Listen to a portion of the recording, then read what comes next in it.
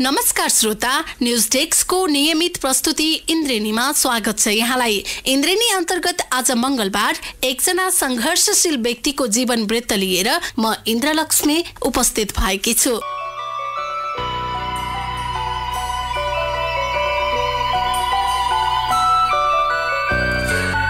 भागवत गीतामा भनिएको छ, कर्मणे बाधिका रस्तेमा फले सुकदाचन, अर्थात् तिम्रो अधिकार कर्म गर्नमा मात्रै हुन्छ, न कि त्यसको फलमा। मनुष्य जीवन नै कर्मका लागि हो। असल कर्मले नै कालान्तरसम्म व्यक्तिको यश र कीर्ति फैलन्छ। त्यसैले कर्म जीवनको अनिवार्यता हो।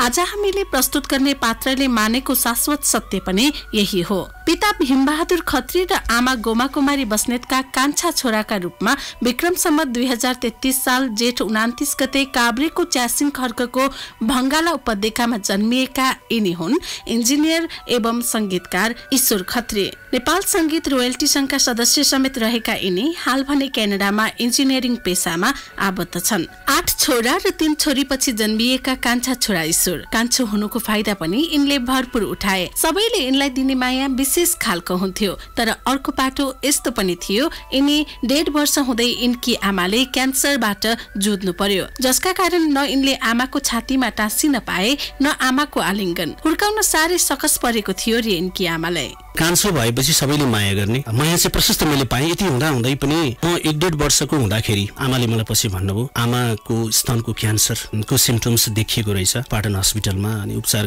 गरेपछि अब त्यो क्यान्सरको उपचार चाहिँ भयो होइन। त्यति बेलाको अब लेभल 1 को क्यान्सर थियो कि के थियो मलाई थाहा भएन। सानैदेखि दुध पनि खान पाएन आमाको भनेर पछि उहाँले भन्नुभयो, मलाई तँलाई हुर्काउन निकै गाह्रो भएको थियो, तैँले भाउजूहरूको दुध खाएर हुर्केको होस्, दिदीहरूको दुध खाएर हुर्केको होस् भनेर भन्नुहुन्थ्यो। अनि पछि आमालाई निको भएपछि उहाँ काठमाडौँमै व्यवसाय गर्न थाल्नुभयो। बुवा खेतीपाती नै गर्नुहुन्थ्यो, बेसीदेखि लेखसम्म। अब त्यो गाई बस्तु पाल्नेदेखि लिएर होइन खेतीपाती गर्ने कुराहरू दाईहरू भाउजूहरू हामीहरू गाउँमै थियौँ। गम्भीर स्वभावका थिए ईश्वर। खासै अरूसँग बोलिहाल्दैनथे, तर के गर्दा कसो होला भन्ने खालका आकलन गर्दै विश्लेषण गर्न भने रुचाउँथे। नवीन काम मात्रै होइन, गाउँका काँक्रा फलफुल चोर्नेसम्मका बदमासी गर्न यिनी रिपु थिए। एउटा गुच्चा खेल्थ्यौँ, गुच्चा पर टाउमा खाने कि यहाँबाट हिर्काएपछि म जान्ने थिएँ। अलि जित्थेँ भने गुच्चा जित्ने चलन हुन्थ्यो, पैसा त कहाँ पाउनु थियो, गुच्चै जित्ने। अर्को डन्डी बियो र कपर्दी भन्छ, हामी खुब खेल्थ्यौँ। वस्तु हेरेर स्कुलबाट आएपछि बेलुकातिर कपर्दी हामी खेल्थ्यौँ घर आँगनमै। काँक्रा साँक्रा फलफुल चोर्ने चाहिँ म एकदम अगाडि बढ्ने होइन। काइला काका भन्ने हुनुहुन्थ्यो गुम्डाँडामा। अनि उहाँको चाहिँ काँक्रा फल्ने, काँक्रा चोर्न पर भोक लाग्ने नि त, केटाकेटीमा खेल्दै आयो उफ्रिँदै आयो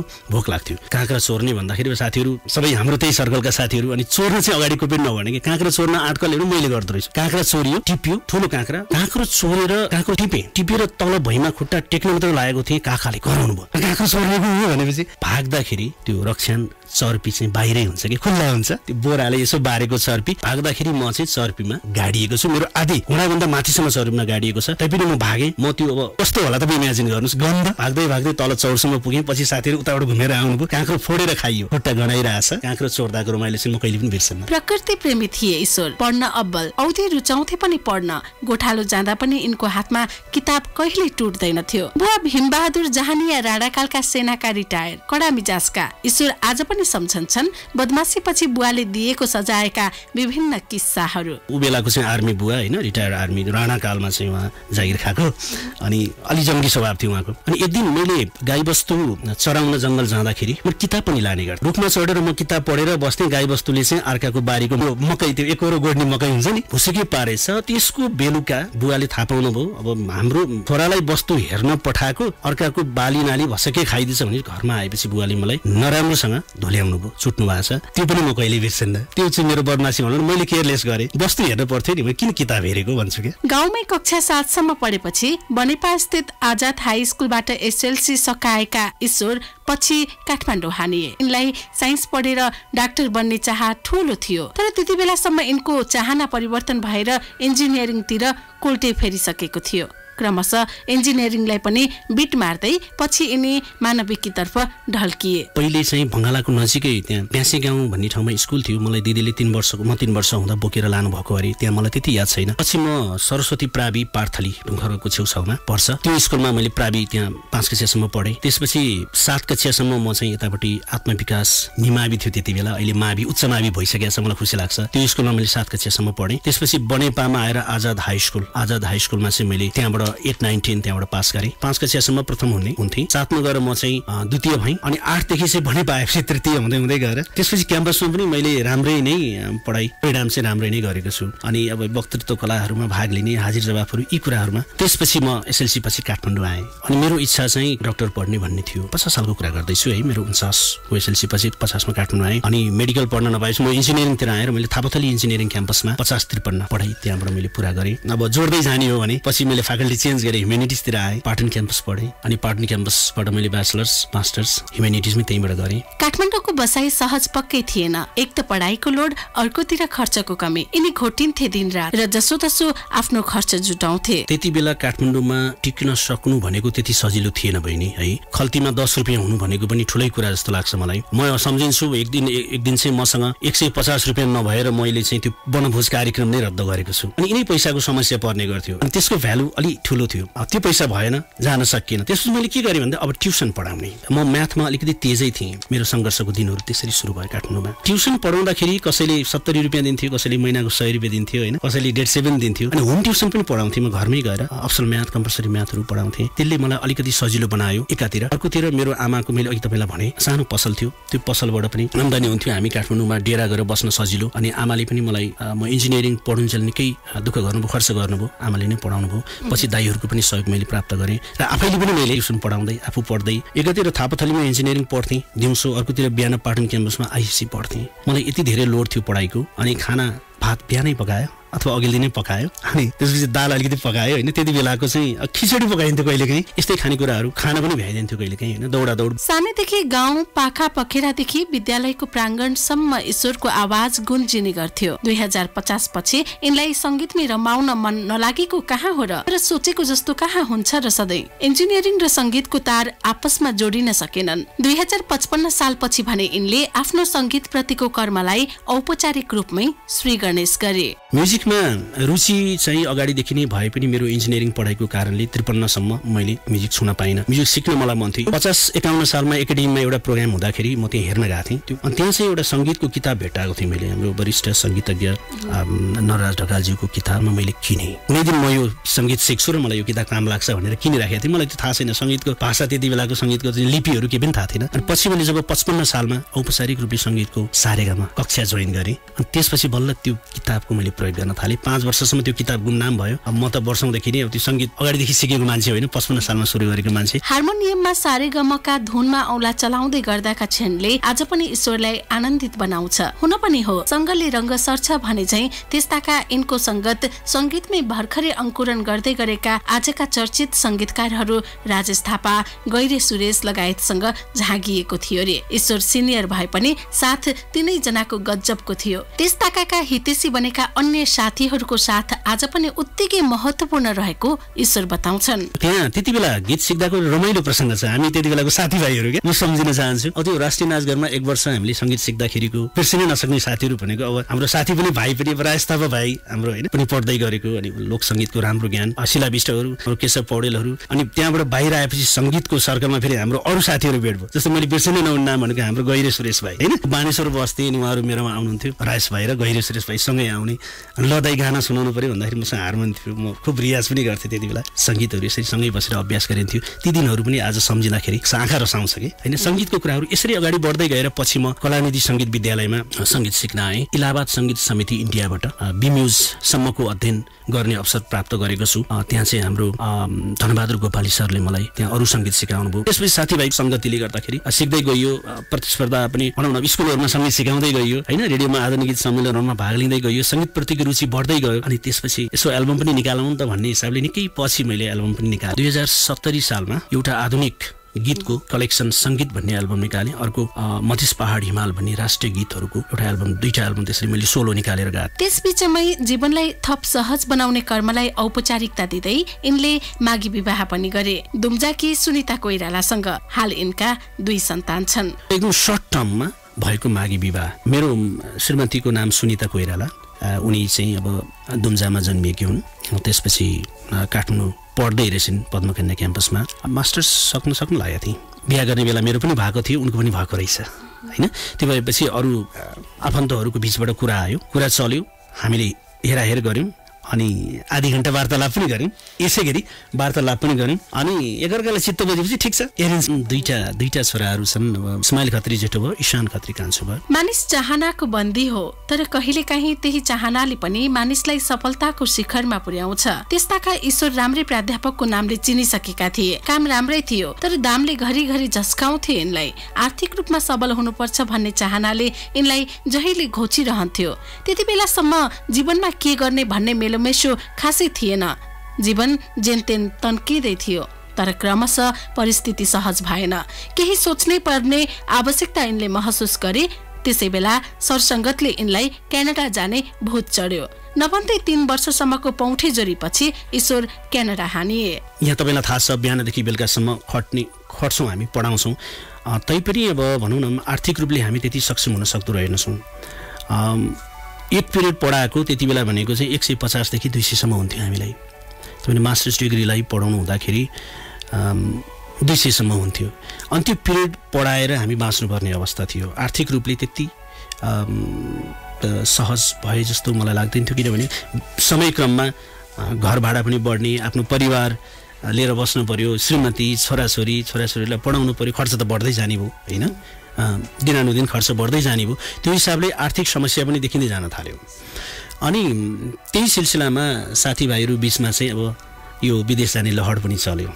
यहाँको एउटा सामाजिक आर्थिक अवस्था, मूलत आर्थिक अवस्था, औँला घुमाउन जानेको भए मैले केही कमाउन पनि सक्थेँ होला, मैले त्यो जान्दा पनि जानिनँ। अनि त्यसपछि अब आर्थिक रूपले अलिकति सबल हुनुपर्छ कि भन्ने हिसाबले, शैक्षिक रूपले पनि विदेशमा गएर पढ्नुपर्छ कि भन्ने हिसाबले विदेश जाने लहर सुरु भयो। अनि सबभन्दा पहिला चाहिँ यो मैले 2006बाटै युएसमा पढ्न जाने एउटा सोच बनाएँ। त्यति बेला म असफल भएँ होइन, भिसा दिएन। नदिएपछि क्यानाडामा चाहिँ यस्तो छ भिनाजु, क्यानाडा अप्लाई गर्नुभए हुन्छ भनेर मेरो सालो केटोले, विनय कोइराला हो, अहिले अन्नपूर्णमा काम गर्छ, उसले दिमागमा हालिदिएपछि उसले दिमागमा हालिदियो। त्यसपछि अनि साथीभाइसँग कुराकानी भएपछि हामी त्यति बेलाको साथी सर्कल जो अहिले क्यानाडामै हुनुहुन्छ, हाम्रो नारायण पोखरेलजी अनि दुर्गा लैटेल, हाम्रो रविन्द्र चौलागाई, हामी साथीभाइले चाहिँ ल त्यसो भए हामी अब लेक्चररहरू, त्यति बेला युनिभर्सिटी पढाउने लेक्चररहरू चाहिँ विदेश जान सजिलैसँग जान सकिने, त्यहाँ गएर पढ्न सकिने र न्यू करियर सुरु गर्न सकिने, सहज हुन्छ भन्ने हिसाबले उहाँहरू हामी कुरा भएपछि हामीले अनि अप्लाई गर्यौं। क्यानाडामा यिनका सुरुवाती दिन सहज पक्कै थिएनन्।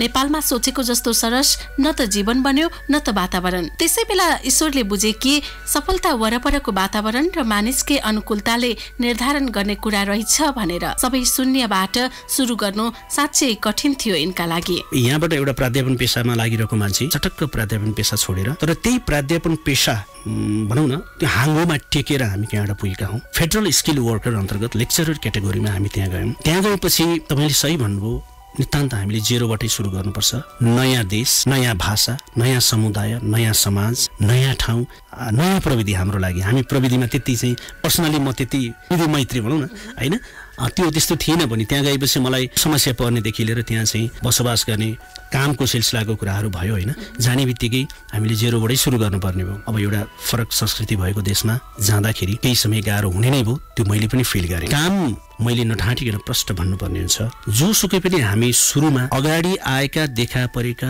दिउँसो राति जुनसुकै खालका कामहरू हामीले गर्नुपर्ने हुन्छ। स्ट्रगलिङ फेजमा कस्टमर सर्भिसको रूपमा स्टोरहरूमा काम गर्ने, अर्को सुरक्षाको रूपमा काम गर्ने, कलेज युनिभर्सिटीहरूमा चाहिँ लाइब्रेरीहरूमा एसिस्टेन्टको रूपमा काम गर्ने। मैले सुरुमा जाने बित्तिकै चाहिँ मैले एउटा कस्टमर सर्भको रूपमा काम गरेँ कुनै स्टोरमा। त्यसपछि मैले कलेजमा लाइब्रेरी सेक्सनमा एसिस्टेन्टको रूपमा काम गरेँ, भनेको हेल्परको रूपमा काम गरेँ।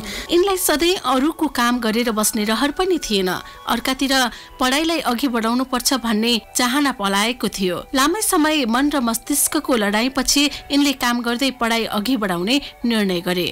त्यही निर्णय आज यिनलाई इन्जिनियर ईश्वर बनाउनका लागि काफी बन्यो, जसलाई यिनी जीवनकै टर्निङ पोइन्टका रूपमा लिने गर्छन्। अनि त्यस पछाडि मैले सधैँ यसरी सर्भाइभल जब गरेर हुँदैन, अब पढ्नुपर्छ भन्ने हिसाबले मैले त्यहाँ गएर 2015मा चाहिँ अनि त्यहाँको कलेजमा मैले इन्जिनियरिङ पढ्न सुरु गरेँ। कुनै बेला once upon a time long ago मैले यहाँ इन्जिनियरिङ पढेको थिएँ। मैले त्यहाँ गएर फेरि सिभिल इन्जिनियरिङ पढेँ 2 वर्ष। त्यसकारणले मेरो लाइफमा यु टर्न भयो भनेको। म यहाँ मानव शास्त्र पढाउने मान्छे, त्यहाँ गएर इन्जिनियरिङ पेसामा आबद्ध भए। सफलता प्राप्त गर्न कठिन छैन, कठिन छ त बस प्राप्त सफलता जोगाइराख्न। बिस्तारै बिस्तारै यिनको सपनाले मूर्त रूप लिँदै गयो। यिनले क्रमशः राम्रा कामको अफर पाउन थाले, त्यो पनि आफ्नै बरकतमा। अनि त्यो पढाइसकिने बित्तिकै मैले चाहिँ त्यहाँको एउटा राम्रो कम्पनी मानिन्छ स्ट्यान्टिक कन्सल्टिङ लिमिटेड, गएको 2 वर्षदेखि त्यसमा चाहिँ सिभिल इन्जिनियरिङको एउटा सर्वेइङको रूपमा काम गर्दैछु। कर्मको निरन्तरताले मात्रै होइन, उभित्रको लुप्त चाहनाले पनि उसलाई सफल बनाउन मद्दत गर्ने ठान्छन् यिनी। त्यसैले पनि यिनले आफ्नो संगीत कर्मलाई कहिले पछि छोडेनन्। विदेश गएपछि इन्जिनियरिङ पेसा एकातिर थियो, तर पनि संगीत प्रतिको मोह कति पनि कम भएन, बरु दिन दुगुना रात चौगुना बढ्दै गयो यिनमा। विदेश गएपछि पनि संगीतको यात्रा मेरो रोकिएन। विदेशमा गएपछि संगीत गर्न भ्याइँदैन होला, समय हुँदैन होला भन्ने थियो, तर समय निस्कँदो रहेछ। त्यहाँ पनि सिर्जना गरेर अहिले म फेरि अर्को एउटा गजल एल्बमको तयारीमा छु। यो चाँडै नै आउने हप्ताभित्र यो गजल एल्बम चाहिँ रिलिज हुनेवाला छ। यहाँसम्म चाहिँ मेरो सङ्गीतको यात्रा प्लस विदेशमा एडमन्टन क्यानाडामा बस्छु, त्यहाँ सङ्गीतका साथीभाइहरू जम्मा गरेर एउटा सङ्गीतको संस्था पनि मैले त्यहाँ बनाएको छु, ताकि हामी सधैँ सङ्गीतमा लागिरहन सकौँ। प्रवासमा बसेर पनि सङ्गीतमा केही गर्न सकौँ भन्ने हिसाबले सङ्गीत मजिरी एडमन्टन भन्ने हाम्रो संस्था पनि छ। प्रवासमा बसेर पनि हामीले समय निकालेर नेपाली गीत सङ्गीतमा समय दिनु भनेको नेपाली गीत सङ्गीतको प्रवासमा बसेर डायस्पोरिक सिर्जनाहरू गरेर नेपाली सङ्गीतमा चाहिँ ठुल्ठुलो टेवा दिन सकेका छैनौँ होला, तर हामी आफू चाहिँ त्यहाँ इन्भल्भ हुने मौका हामीले प्राप्त गरिराखेका छौँ। सङ्गीतको विकास धेरथोर ससाना इँटाहरू नसके पनि टुक्रा टुक्री भाँचेका फुटेका इँटाहरूलाई जोड्ने काम हामीले त्यहाँबाट गरिराखेका छौँ प्रवासबाट। ईश्वर सरल व्यक्ति हुन्, तर बेला बेला यिनी दार्शनिक प्रतीत हुन्छन्। जीवन सङ्घर्षको पर्यायवाची हो, सफलता क्षणिक र सङ्घर्ष स्थायी हुन्छ भन्ने तर्क गर्छन्। मेरो दिमागमा सधैँ आइरहने एउटा लाइन छ, यो जीवन सङ्घर्ष हो जीवन भन्ने गीत हामीले पनि पछि समयक्रममा विभिन्न ठाउँमा गायौँ पनि। यो गीतले सधैँ मलाई, यो गीतको पहिलो लाइनले जीवन सङ्घर्ष हो, सङ्घर्ष निरन्तर चलिरहन्छ मृत्यु पर्यन्त। तपाईँ जन्मेपछि मृत्युसम्म चाहिँ विभिन्न किसिमका विभिन्न चरित्रका होइन विभिन्न ठाउँमा विभिन्न समयमा विभिन्न खाले सङ्घर्षहरू हामीले गर्नुपर्ने हुन्छ। तर सङ्घर्षलाई तपाईँले ठुलो पहाडका रूपमा लिनुभयो भने सङ्घर्षको परिभाषा फरक हुन सक्ला। सङ्घर्षलाई एउटा सामान्य एउटा चाहिँ खुड्किला अथवा इँटाको रूपमा लिनुभयो भने त्यो सहज हुन सक्छ। काठमाडौँमा सुरुमा बस्दाखेरिका मेरा सङ्घर्षका चाहिँ कुराहरू बेग्लै थिए, अहिले मेरो सङ्घर्षका चाहिँ रूपहरू फेरिएका छन्। त्यो सङ्घर्षलाई सहज रूपले, जुनसुकै खालको सङ्घर्षका त्यसलाई सहज रूपले सकारात्मक सोचका साथ त्यसलाई एक्सेप्ट गर्ने पोजिटिभ एटिट्युड भन्छु म, सधैँ विश्वास गर्ने कुरा पोजिटिभ एटिट्युड। कठिनाइहरूलाई सहर्ष रूपले स्वीकार गर्नुहोस् अनि त्यसका नालीबेलीहरूलाई केलाउनुहोस् होइन, त्योसँग जोडिएका कुराहरूलाई, र यो त्यसलाई केलाइसकेपछि तपाईँलाई त्यो सङ्घर्षलाई पार गर्ने अथवा त्यो रूपलाई त्यसलाई जित्ने क्षमता तपाईँमा अभिवृद्धि हुन्छ जस्तो लाग्छ। आफ्नै बलबुतामा सफलताको स्वाद चाखिसकेका ईश्वर आफूलाई भने सफल भन्न रुचाउँदैनन्। आफ्नो एक्लो सफलताले कहीँ कतै पुर्याउँदैन भन्छन् ईश्वर। सफलताका लागि आफूसँगै परिवार, समुदाय र मुलुक नै समृद्ध हुनुपर्ने यिनको तर्क छ। म सफलता प्राप्त गरिसकेको मान्छे होइन, सङ्घर्ष गर्दैछु होइन। त्यसको लागि धैर्यता चाहिन्छ, लगाव पनि चाहिन्छ, लगनशीलता पनि चाहियो, मेहनत पनि चाहियो, पर्खिनु चाहिँ पर्छ। मान्छेको जीवन दुःख र सुखको सङ्गम न हो, सबैले भन्ने पनि त यही हो, तर ईश्वर यस भनाइलाई पनि फरक ढङ्गले परिभाषित गर्छन्। भन्छन् दुःखमा पनि सृजनशीलता खोज्न सक्नुपर्छ। दुःखका आयामहरू अथवा दुःखका क्षणहरू त मेरो जीवनमा धेरै छ, तर त्यसमध्ये सम्झिँदाखेरि जहिले पनि मृत्युसँग सम्बन्धित कुराहरूलाई अलि बढी दुःखदायक मान्ने गरिन्छ। 2057-58 सालमा मैले मेरो बुवालाई गुमाउँदाखेरि, बुवा खस्नु हुँदाखेरि पहिलोचोटि मलाई चाहिँ त्यो फिल भयो होइन, दुःख अनुभूति गरेँ। त्यसपछि 64 सालमा आमा खस्नुभयो, अर्को दुःख भयो। अनि यो दुःखलाई पनि म दुःखमा रोएर रुमा लिएर मात्रै बसिनँ, त्यसलाई पनि सिर्जनामा कन्भर्ट गर्ने मेरो बानी थियो कि। अनि बुवाको मृत्यु हुँदाखेरि पनि मैले एउटा गीत बनाएँ, पछि रामकृष्ण ढकालले त्यो गीत गाउनुभयो। सपना देखेकै आधारमा सपनालाई साकार पार्न सफल ईश्वर जीवनमा एकाग्र भएर सपना सङ्गेट्न र सफल हुन त्यसलाई पूरा गर्न अथक मेहनतको आवश्यकता औल्याउँछन्। सपना देख्ने कि अलिकति सपना नदेखिकन त्यो अगाडि बढ्न पनि सकिन्न हो। यु मस्ट ह्याभ, पहिला सपना देख्नुहोस्, त्यसपछि त्यसलाई पूरा गर्ने के गर्यो भने पूरा गर्न सकिन्छ भनेर अध्ययन अनुसन्धान गर्नुहोस्, अनि त्यसपछि विभिन्न सहयोगी हातहरूको सहयोग लिनुहोस्, तपाईँ अगाडि बढ्न सक्नुहुन्छ। कुनै पनि क्षेत्रमा सफलता प्राप्त गर्नको लागि 3टा कुरा चाहिन्छ जस्तो लाग्छ मलाई अघि। जस्तो अब जुनसुकै क्षेत्रमा भन्नुहोस् होइन, आफ्नो क्षेत्रमा सफलता हासिल गर्नको लागि 3टा कुरा, त्यसलाई चाहिँ मैले DQ भन्ने गर्छु। 3वटा डी, डेडिकेसन चाहियो, अनि डिभोसन चाहियो, अनि डिसिप्लिन चाहियो। अनुशासित ढङ्गले तपाईँले कुनै पनि क्षेत्रमा लगावका साथ काम गर्न सक्नुभयो भने तपाईँ सफल हुनुहुन्छ। त्यसमा धैर्यता चाहिन्छ। सरल जीवन उच्च विचार यिनले मान्ने सिद्धान्त हो। जीवनमा महत्वाकांक्षा गौण भए पनि कहिलेकाहीँ त्यसैमा इच्छा शक्तिको लेपन लगाउन सके सफलताको रसपान गर्न मद्दत पुग्ने यिनको आफ्नै भोगाई हो रे। मान्छे स्वभावैले धेर थोर महत्वाकांक्षी हुन्छ नै। म पनि केही महत्वाकांक्षी छु। पूर्ण रूपले अत्याधिक महत्वाकांक्षी होइन। थोरै महत्वाकांक्षी भइयो भने जीवनमा आफूले बनाएका योजनाहरू आफ्ना सपनाहरू पूरा गर्नलाई सहज हुन्छ कि भन्ने मेरो विश्वास हो। अनि साधनको रूपमा लिन पर्यो महत्वाकांक्षालाई। इच्छा शक्ति भएन भने त सायदै मान्छे अगाडि बढ्न सक्ला जस्तो लाग्छ मलाई। सक्दैन। म 1-2 पाइला अगाडि बढ्छु है भनेर तपाईँले इच्छा अथवा रुचि लिनु भएन भने तपाईँ 2 पाइला अगाडि बढ्नै सक्नुहुन्न। पाइलामै इच्छा शक्तिसँग के जोडियो? अघि तपाईँले भनेको महत्वाकांक्षा पनि जोडियो। धेरै महत्वाकांक्षी हुनुभयो भने नैराश्यता आउँछ जस्तो लाग्छ मलाई। मेहनत, कर्तव्यपरायणता, आत्मविश्वास र लगनशीलताले सफलता प्राप्त गर्न सकिने यिनी बताउँछन्। जीवनलाई चिन्तामा होइन चिन्तनमा बिताउनु पर्छ भन्ने यिनले आफ्नै अनुभवबाट सिकेको कुरा हो। आइपरेका सबै कुरालाई बेहोर्दै जाने हो भने नसक्ने र हुँदैन भन्ने केही छैन जस्तो लाग्छ यिनलाई। यो भएन र त्यो भएन भन्ने कुराहरू बहाना मात्र रहेछ भन्ने यिनले आफैले मात्र बुझेनन्, अरूलाई पनि बुझाउन चाहन्छन्। उच्च अपेक्षा भन्दा पनि आफ्नो क्षमता र आफू के गर्न सक्छु र को हुँ भनेर आत्ममूल्याङ्कन गर्ने हो भने संसारमा असम्भव भन्ने कुरा शून्य प्राय हुने यिनको तर्क छ। यहाँसम्म आइपुग्दाखेरि जीवन के हो भनेर फ्याट्टै मैले त्यस्तो उत्तर दिन सक्छु जस्तो लाग्दैन। अलि बेला भएको छैन जस्तो पनि लाग्छ। अब जीवन सङ्घर्षको एउटा रूप हो अथवा जीवन एउटा भोगाई हो। जीवन एउटा अनुभव हो। जीवन एउटा सिकाइ हो। जीवन एउटा पुल हो भन्छु क्या म। तपाईँ खोला वारिपट्टि जन्मिनुहुन्छ, खोला पारिपट्टि गएर तपाईँको अन्त्य हुन्छ। त्यो बिचमा एउटा पुल छ। त्यो पुल क्रस गर्नुपर्नेछ। कहिलेकाहीँ पुलहरू मक्खिया हुन्छ, भाँचिन सक्छ, साँघुरा हुन्छ। सबै पुलहरू राम्रो हुन्छन् भन्ने हुँदैन। यही चाहिँ तपाईँले स्ट्रगल गर्नुपर्छ खोला वारीदेखि खोला पारीसम्म पुग्नको लागि, त्यो पुल क्रस गर्नको लागि। त्यसकारण जीवन एउटा भोगाई हो, दुःख हो, खुसी हो, हाँसो हो, पीडा हो अथवा एउटा सङ्घर्ष हो।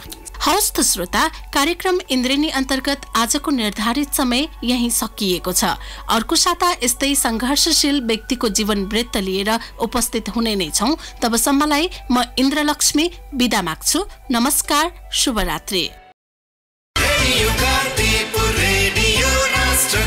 सूचना र मनोरञ्जनको संवाहक रेडियो राष्ट्रको रेडियो कान्तिपुर।